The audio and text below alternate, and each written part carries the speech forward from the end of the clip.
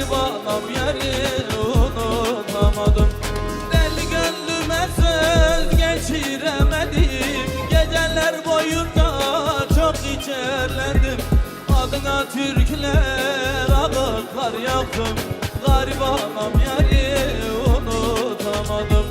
Adına türküler ağıtlar yaktım, garip anam yeri unutamadım. Unutamadım, unutamadım, garip anam yeri unutamadım. Hasretiyle yanan bu deli gönlüm, ne ettim sen anam avutamadım. Hasretiyle yanan bu soyka gönlüm, ne ettim sen anam unutamadım. Güzeldi gözleri, kalemli kaşı, daha körpecikti, genciydi yaşım.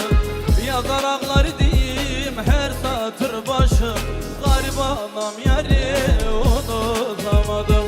Yazar ağlar idim her satır başı, garip anam yeri unutamadım. Deli gönlüme söz geçiremedim, geceler boyunca çok içerledim. Adına türküler ağıtlar yaktım, garip anam yeri unutamadım.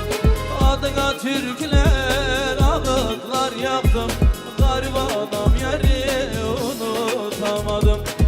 Unutamadım, unutamadım, ben o zalim yari unutamadım. Hasretiyle yanan bu deli gönlüm, ne ettim sen anam avutamadım. Hasretiyle yanan bu soyka gönlüm,